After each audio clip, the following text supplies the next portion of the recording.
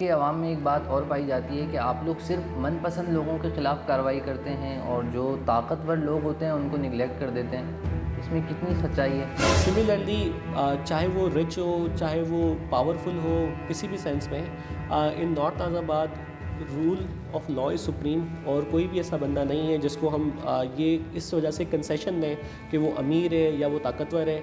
जो rule abiding citizen है, चाहे वो गरीब हो, चाहे वो अमीर हो, वो हमारे लिए सुप्रीम है। शायद नॉर्थ नाज़ाबाद में पोषण माफिया बड़ी सरगर्म है और आप देखते हैं जहाँ पे इजाज़त ही नहीं है वहाँ पे पोर्शंस बन जाते हैं, बल्कि अब तो फ्लैट्स बनना शुरू हो गए। जहाँ पे इजाज़त घर की इजाज़त नहीं होती वहाँ पे फ्लैट्स बनना शुरू हो जाते हैं। तो इसका ज़िम्मेदार कौन है? हमारे पॉलिटिशियंस हैं, हमारे एमपीए साहिबान हैं, एमएनए साहिबान हैं, डिस्ट्रिक्ट जो स्ट्रक्चर है पाकिस्तान पीपल्स पार्टी का, आवाम को आगाही देने के लिए हमने गेट के ऊपर लिख के लगाया हुआ है कि आप अपना पैसा पोर्शन के अंदर बर्बाद ना करें। पोर्शन की कोई कानूनी हैसियत नहीं है, मल्टी यूनिट की कोई कानूनी हैसियत नहीं है। मल्टी यूनिट के ऊपर हमने इस बड़ा स्ट्रिक्ट क्रैकडाउन किया है। रेट लिस्ट मिली हुई है, उसको फॉलो नहीं कर रहा वो, तो इसका ज़िम्मेदार कौन है? आप लोग ही ज़िम्मेदार होंगे ना सर। तो भी अगर आपको लगता है कि प्राइस लिस्ट उसने डिस्प्ले की हुई थी, आपने नहीं देखा, आपसे गलती हो गई, लेकिन रेट आपको अब पता चल रहा है कि रेट असल में ये है और इसने आपको महंगे दामों को चीज़ दे दी है। और ऑफिसेज आर ओपन, आप हमारे ऑफिसेज आएँ, आप हमें कंप्लेंट बताएं, आप हमें कंप्लेंट बताएंगे, हम आपकी कंप्लेंट को रिट्रेस करेंगे। कराची शहर का एक बहुत बड़ा मसला, जैसे मैंने इंट्रो में बताया आपको, इंक्रोचमेंट बहुत बड़ा मसला है ये, और आपकी खासी वीडियोस हम देखते रहते हैं। आप कई कई जगहों पे जाके इंक्रोचमेंट के खिलाफ ड्राइव कर रहे हैं। तो क्या ये सिर्फ फ़ोटो सेशन तक महदूद है या ये लॉन्ग टाइम रहता है? अस्सलाम वालेकुम नाज़रीन, एक बार फिर एक नई एपिसोड में हाज़िर हूँ। कराची के मसाइल को हाईलाइट करने का सिलसिला जारी है, क्योंकि दिल से तकलीफ़ होती है जब हम कराची को देखते हैं। कराची के साथ पता नहीं क्यों सौतेलापन सलूक किया जा रहा होता है। तमाम मसाइल कराची शहर में, इंक्रोचमेंट का मसाइल हो या महंगाई के मसले हों, ई चालान का सिस्टम आ गया, अब तरह तरह के मसाइल कराची शहर में पाए जाते हैं। सड़कें पायदार नहीं हैं। आज हम मौजूद हैं डिस्ट्रिक्ट सेंट्रल में। कराची का एक बहुत बड़ा सेंट्रल है, डिस्ट्रिक्ट है, तो हम यहाँ मौजूद हैं और हमारे साथ मौजूद हैं असिस्टेंट कमिश्नर जनाब हुमैर अहमद साहब। अस्सलाम वालेकुम। वालेकुम अस्सलाम। कैसे हैं सर आप? अल्हम्दुलिल्लाह, व्हाट अबाउट यू? सर, बहुत अहम मसले हैं कराची शहर के, इंक्रोचमेंट।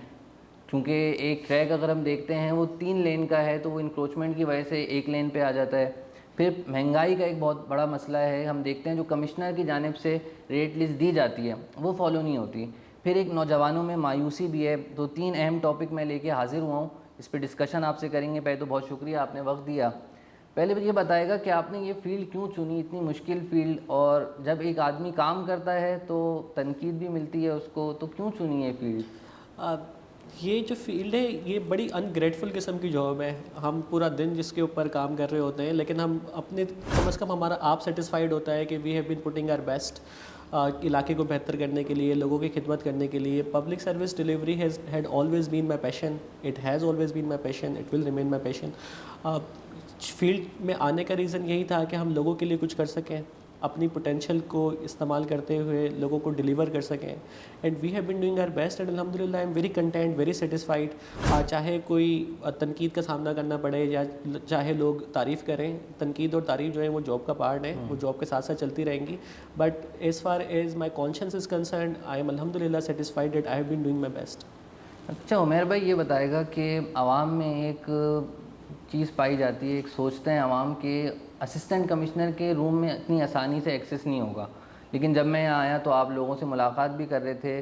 तो इस सोच को कैसे बदले आवाम, और क्या पैगाम देंगे आवाम को? जनरल डेस्पोंडेंसी जो है वो यूथ के अंदर मौजूद है। एक जनरल सी एक परसेप्शन डेवलप की गई है कि हमारे ऑफिसेज एक्सेसिबल नहीं हैं। इसकी वजह से लोग आते नहीं हैं और पहले ही एक माइंड बना लेते हैं, परसेप्शन बना लेते हैं कि हम जाएंगे भी तो हमसे मुलाकात नहीं होगी। ये बिल्कुल फ़ाल्स बात है। आपके प्लेटफॉर्म से मैं बात कहना भी चाहता हूँ, हमारे ऑफिसेज अवेलेबल हैं, 24/7 अवेलेबल हैं। मेरा इवन फ़ोन नंबर बड़ा इजीली एक्सेसिबल है। फ़ोन नंबर मेरा बहुत सारे लातादार लोगों के पास मेरा फ़ोन नंबर मौजूद है। मैं हर कॉल रिसीव भी करता हूँ, टाइमली रिस्पॉन्ड भी करता हूँ। ऑफिसेज हमारे ओपन है। इवन असिस्टेंट कमिश्नर क्या, इवन डिप्टी कमिश्नर साहब तहा सलीम साहब का जो ऑफिस है वो भी ओपन है। रोज़ाना सैकड़ों की तादाद में लोग आते हैं, अपने मसले बताते हैं और हम हर मुमकिन कोशिश करते हैं कि उनको रिलीफ प्रोवाइड कर सकें। अच्छा उमेर भाई, लातादाद मसले आप लोगों के पास आते होंगे, तो सॉल्व होने वाला रेशो, जो मसले सॉल्व हो जाते हैं, उसका क्या कितना रेशो है? अब हमारी कोशिश तो यही होती है कि 100% जो मसले हैं वो हल हों। और इस मसले की जो कंप्लेंट की जो अराइवल है, कंप्लेंट रजिस्ट्री भी 3 टियर्स पे हो रही है। कंप्लेंट रजिस्ट्री मेरे ऑफिस में डायरेक्ट होती है, इसके अलावा डीसी साहब के पास कंप्लेंट रजिस्टर होती है, इसके अलावा कमिश्नर साहब ने एक ऑनलाइन पोर्टल भी बनाया हुआ है, कमिश्नर कराची ऑनलाइन पोर्टल के नाम से, उसके ऊपर भी कंप्लेंट की एड्रेस कंप्लेंट लॉन्च हो सकती है। अच्छा, वीकली हमारी मीटिंग्स होती हैं हर मंडे को, और हर मंडे को कमिश्नर साहब हमसे फीडबैक लेते हैं कि कितनी कंप्लेंट्स आपके पास आएँ और उनमें से कितनी कंप्लेंट्स रजिस्टर हुई। फिर इसका एक बाकायदा सिस्टम बनाया हुआ है जिसमें अगर कुछ कंप्लेंट्स काफ़ी टाइम तक रिजॉल्व नहीं होती तो वो कंप्लेंट्स एस्केलेट हो जाती हैं, फिर वो सुपर एस्केलेट हो जाती हैं, और फिर वो हमारी परफॉर्मेंसेस में रिफ्लेक्ट होने लगता है। तो जो भी कंप्लेंट हमारे पास आती हैं, इवन मेरे ऑफिस में आएँ, डीसी साहब के पास जाएँ या फिर कमिश्नर साहब के पोर्टल पर जाएँ, तो ये बात तो तय है कि हम कम से कम रेलेवेंट डिपार्टमेंट को वो चीज़ पहुँचाते हैं, रेलेवेंट डिपार्टमेंट तक वो चीज़ जाती है, और रेलेवेंट डिपार्टमेंट से फिर हम उसका बाकायदा फॉलोअप भी लेते हैं कि इस कंप्लेंट को रिट्रेस करने के लिए आपने क्या एफर्ट्स नहीं। और जहाँ तक फीडबैक का ताल्लुक है, सो आई एम वेरी होपफुल कि हमारा जो कंप्लेन को रिट्रेस करने का जो रेशो है वो बहुत पॉजिटिव है, बहुत प्रोडक्टिव है। क्योंकि बहुत सारे ऐसे लोग हैं जिनसे आप अगर निकालेंगे पिछले 6 महीने की कंप्लेंट्स, और मैं आपको दिखाऊंगा भी पोर्टल हमारी टॉक के बाद, तो 6 महीने की कंप्लेंट्स में बहुत सारी ऐसी कंप्लेंट्स हैं जो कि हमने रिजॉल्व की हैं। कंप्लेंट अगर प्राइस चेकिंग की या खासतौर पर इंक्रोचमेंट की होती हैं तो कमिश्नर साहब ने हमें डायरेक्टिव्स दिए हैं कि असिस्टेंट कमिश्नर खुद वहाँ पे जाएगा, अपना पिक्टोरियल प्रूफ वहाँ पे देगा, वहाँ पे जाने के बाद तो हम वहाँ पे जाते हैं, वहाँ पे हम relevant appropriate action as per law लेते हैं। उसके बाद हमारा बाकायदा पिक्टोरियल एविडेंस जो है वो कमिश्नर साहब के पोर्टल पे सबमिट होता है। सिमिलरली अगर कोई मेरे ऑफिस में आके कंप्लेंट करता है तो वो, अगर उसकी कंप्लेंट अनरिजॉल्व होती है तो दोबारा आ सकता है, और दोबारा जब भी आएगा सो हम उसको अकॉर्डिंगली जो भी लेकुना आ रहा होगा या जहाँ से भी लैकिंग होगी हम उसको रिजॉल्व करने की कोशिश करेंगे। डीसी साहब के पास भी अगर कोई कंप्लेंट रिजॉल्व नहीं होती, डीसी साहब के पास भी अगर तो वो हमारे एंड से रिजॉल्व नहीं होती तो डीसी साहब के पास भी दोबारा जा सकता है, दोबारा जाके वो कंप्लेंट अपनी दोबारा से कर सकता है। कहने का मकसद ये है कि किसी भी टियर के ऊपर कंप्लेंट अगर आ रही है तो कंप्लेंट रिट्रेस होती है। सही।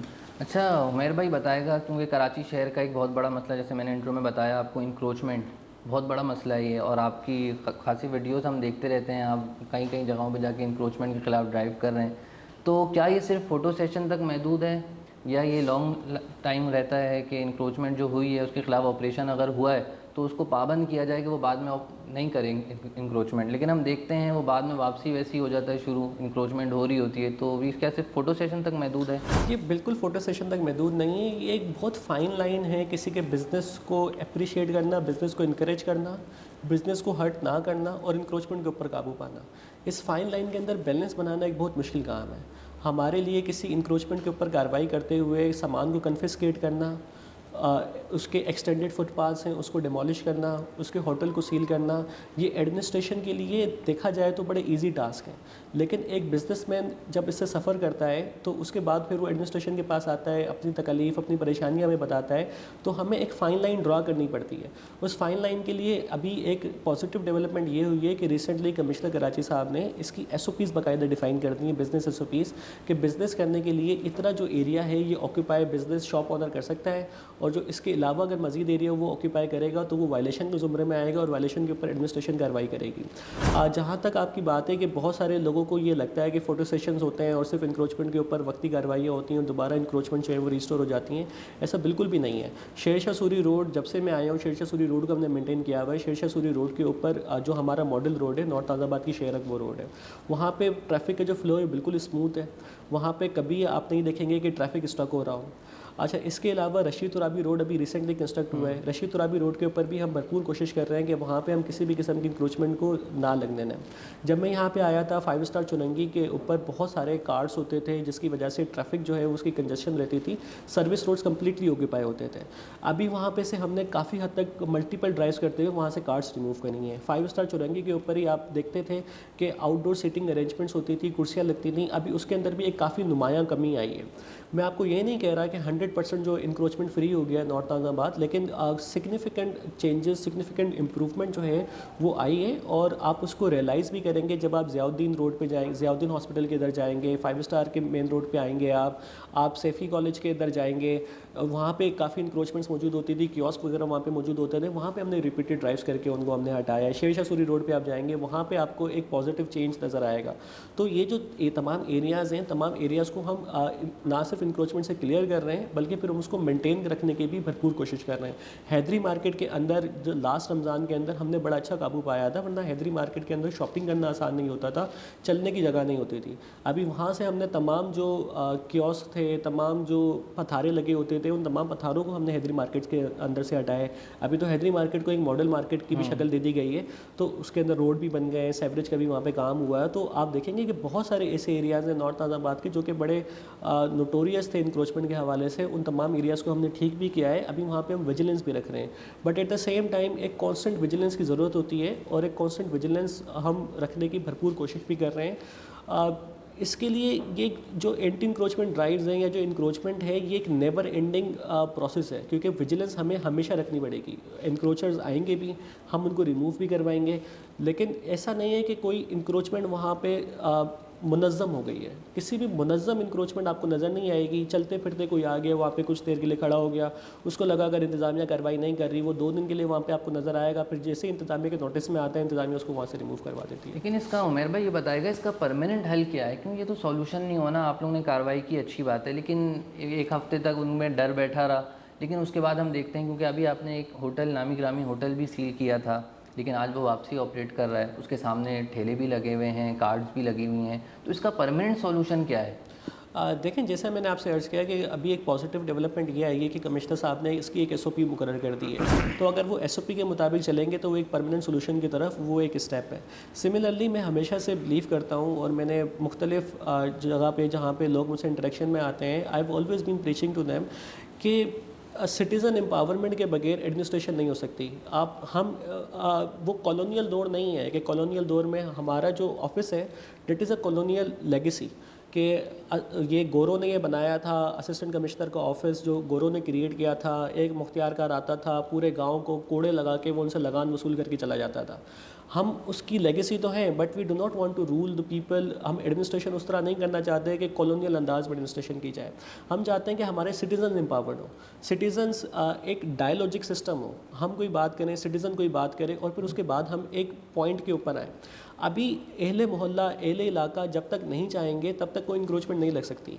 जहाँ पे भी उनको एडमिनिस्ट्रेशन की हेल्प की ज़रूरत होगी, एडमिनिस्ट्रेशन की इंटरवेंशन की ज़रूरत होगी, एडमिनिस्ट्रेशन वहाँ पे इंटरवीन करेगी। लेकिन सिटीजन्स को खुद अपनी रिस्पॉन्सिबिलिटी फ़ील करते हुए, अपने पावर को फ़ील करते हुए एम्पावर्ड होना पड़ेगा, और उसको पावर देने के लिए इदारे जो है वो हमेशा उनके साथ मौजूद हैं। जो भी अच्छा काम होगा, लोग हमारे पास आएँ, हम उस अच्छे काम को ना सिर्फ सपोर्ट करेंगे, उसको प्रमोट करेंगे, बल्कि हद्दुल इम्कान कोशिश करेंगे कि उसको अंदर हम अपना रोल भी प्ले करें। अभी अगर किसी जगह पे इंक्रोचमेंट हो रही है, मैं आपसे एक छोटी सी एग्जांपल मैं आपको दूँ।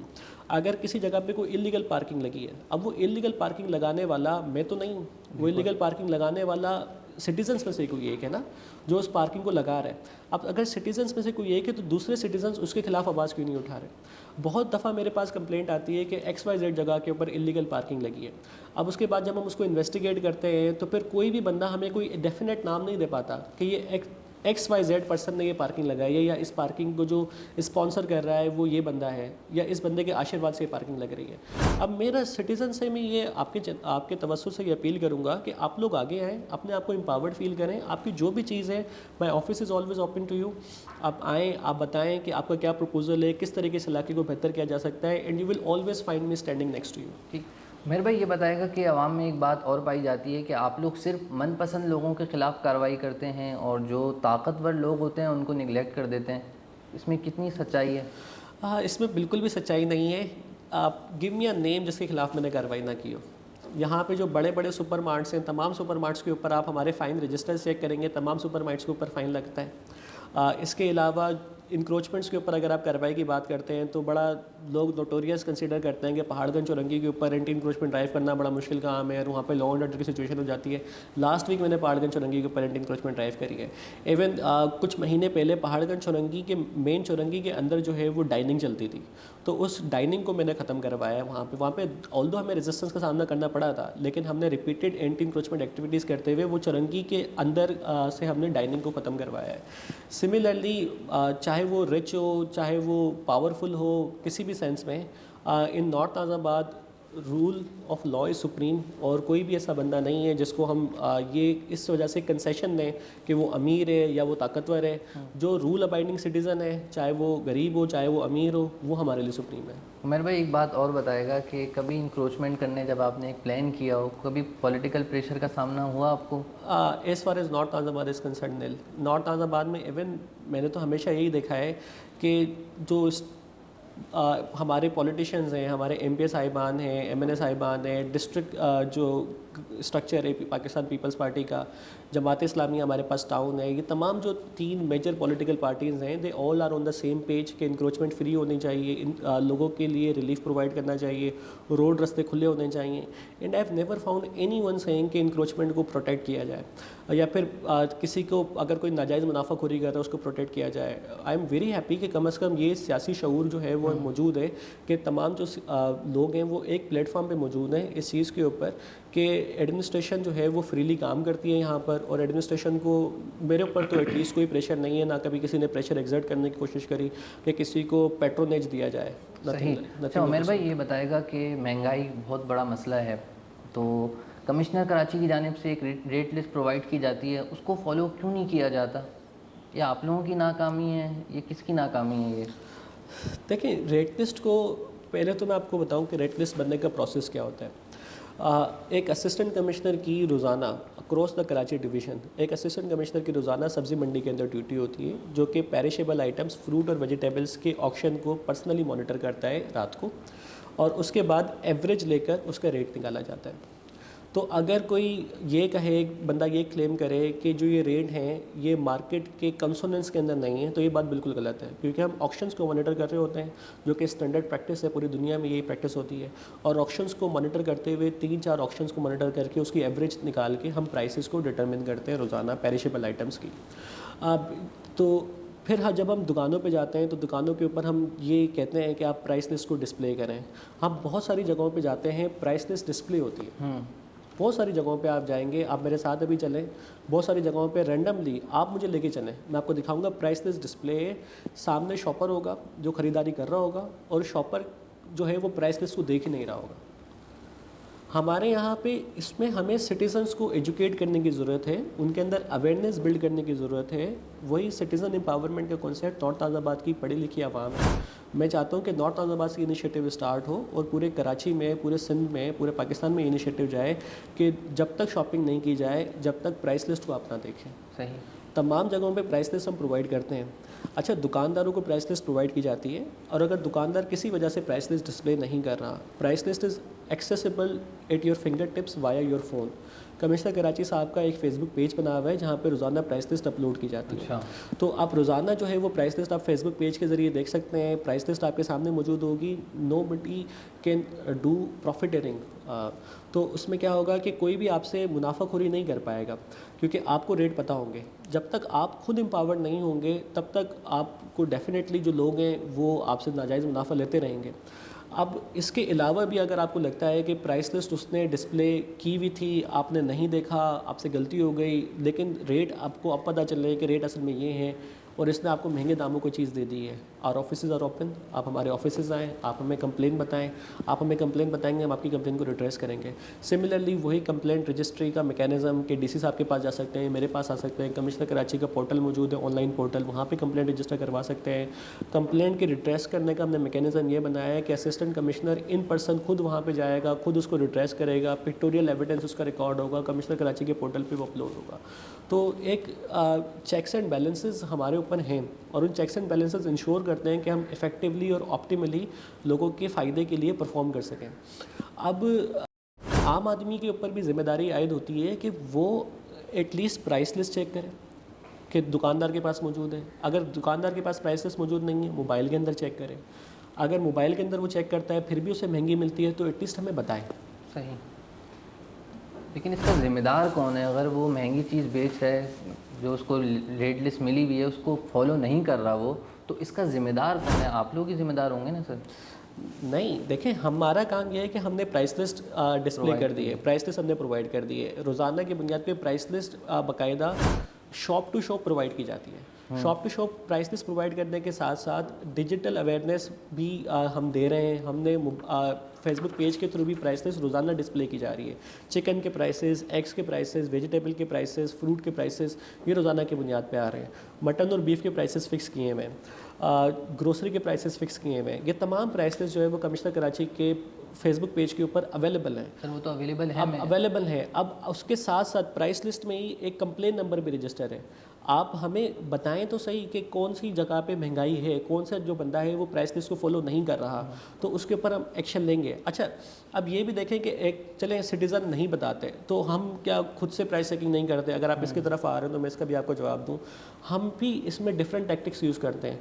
बहुत सारी दफ़ा ऐसा होता है कि हम शॉपिंग करवाते हैं। अब मैं क्या करूँगा, मैं अपने स्टाफ में से किसी को भेज के चीनी मंगवा लूँगा, या मेरा स्टाफ किसी मोहल्ले के बंदे को पैसे देगा कि आप इस जगह से जाके चीनी लेकर आ जाएं, या आप इस जगह से जाके अंडे लेकर आ जाएं। तो हम शॉपिंग करवाते हैं। शॉपिंग करवाने के बाद हमें लगता है कि कोई बंदा प्राइस लिस्ट के अगेंस्ट ज़्यादा पैसे चार्ज कर रहा है, तो हम उसके ऊपर एप्रोप्रिएट एक्शन भी लेते हैं। सही। अच्छा उमेर भाई, ये बताएगा नॉर्थ नाज़ाबाद में पोर्शन माफिया बड़ी सरगर्म है, और आप देखते हैं जहाँ पे इजाज़त ही नहीं है वहाँ पे पोर्शंस बन जाते हैं, बल्कि अब तो फ्लैट्स बनना शुरू हो गए। जहाँ पे इजाज़त, घर की इजाज़त नहीं होती, वहाँ पे फ्लैट्स बनना शुरू हो जाते हैं। तो इसका ज़िम्मेदार कौन है? आप डिस्ट्रिक्ट सेंट्रल डीसी ऑफिस के अंदर आपने एंटर किया होगा, गेट के ऊपर हमने लिख के लगाया हुआ है कि आप पोर्शन जो है वो गैरकानूनी है, और आवाम को आगाही देने के लिए हमने गेट के ऊपर लिख के लगाया हुआ है कि आप अपना पैसा पोर्शन के अंदर बर्बाद ना करें। पोर्शन की कोई कानूनी हैसियत नहीं है, मल्टी यूनिट की कोई कानूनी हैसियत नहीं है।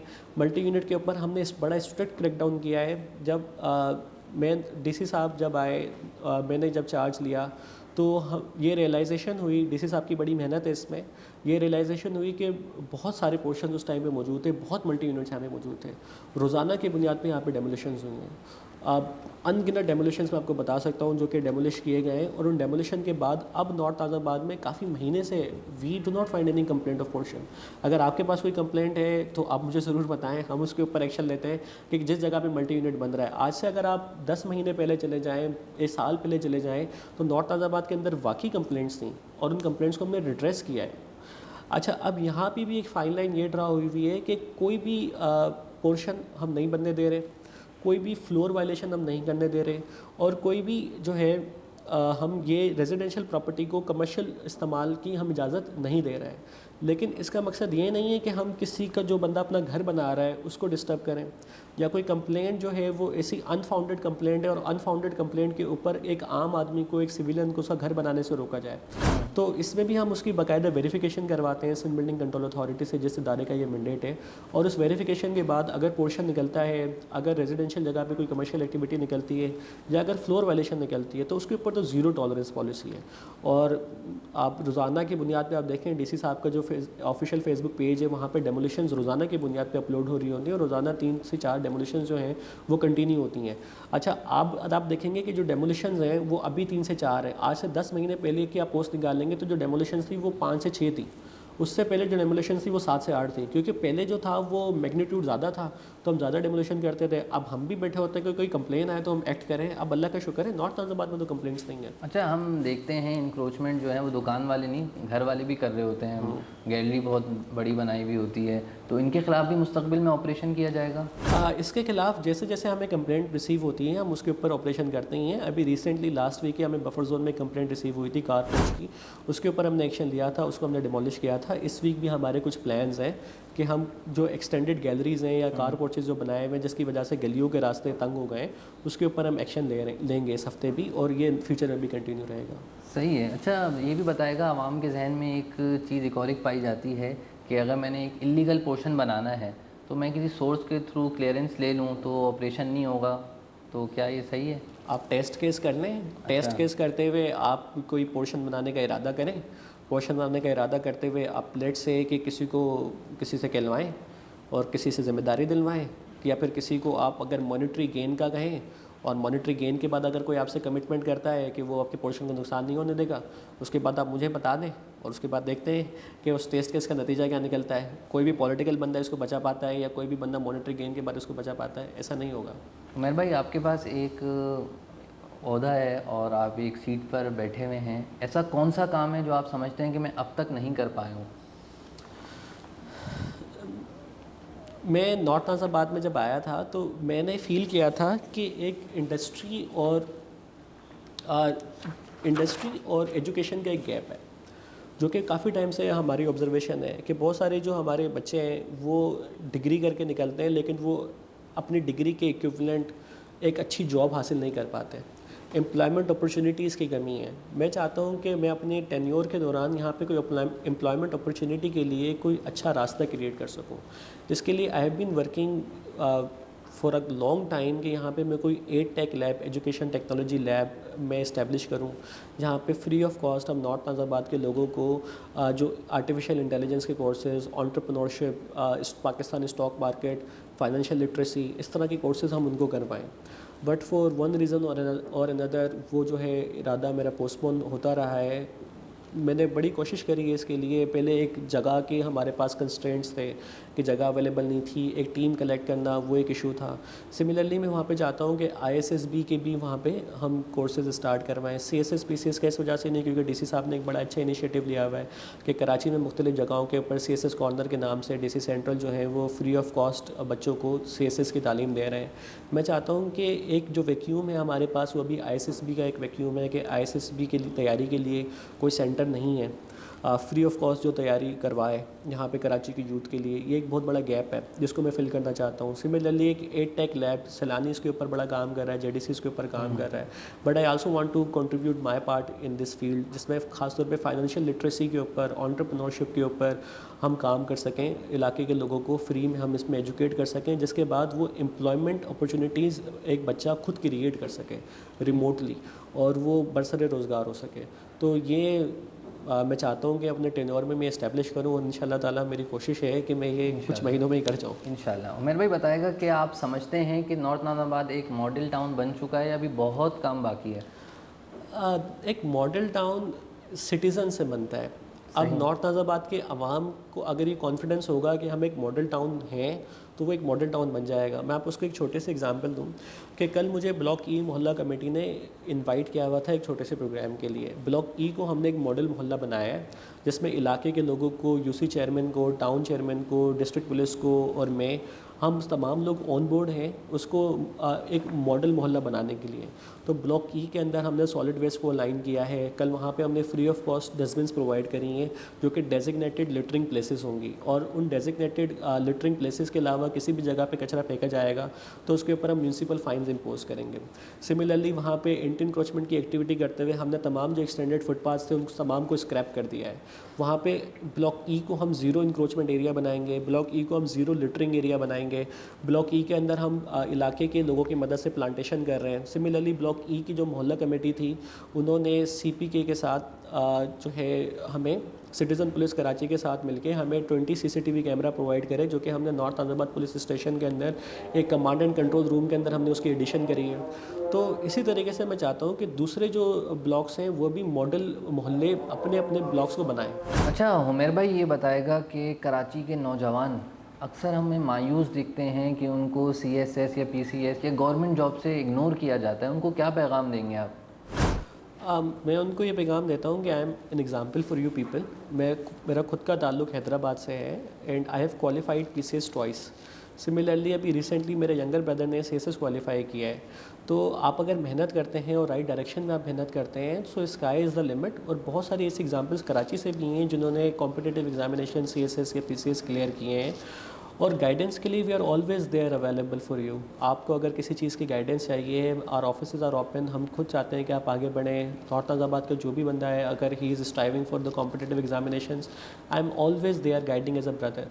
तो आप हमें बताएं कि अगर आपकी एस्पिरेशंस ऐसी हैं और हम आपको गाइड करेंगे। राइट डायरेक्शंस के अंदर अगर आप मेहनत करेंगे तो इंशाल्लाह ताला ऐसी कोई बात नहीं है कि जानबूझ के आपको पीछे रखा जाएगा। आपके अंदर अगर टैलेंट है, आप उसमें राइट डायरेक्शन में अगर आप मेहनत करते हैं तो आप इंशाल्लाह ताला ज़रूर कामयाब होंगे। तो आप ही समझते हैं खाली प्रोपेगेंडा है, खाली है? जी बिल्कुल, ये प्रोपेगेंडा है। अगर आपकी मेहनत है तो अल्लाह ताला कभी भी इंसान की मेहनत रायगा नहीं करता। अगर आपकी मेहनत है तो इंशाल्लाह ताला आपको आपकी मेहनत का रिवार्ड ज़रूर मिलेगा। उमर भाई बहुत शुक्रिया आपका, आपने अपने कीमती वक्त में से वक्त दिया। देख रहे हैं बाहर आवाम भी मौजूद है आपसे मिलने के लिए, तो बहुत शुक्रिया। उम्मीद करता हूँ कि आप इसी तरह कराची की आवाम और बिलखुसूस नॉर्थ नानाबाद की आवाम की खिदमत करते रहेंगे। आपका बहुत शुक्रिया।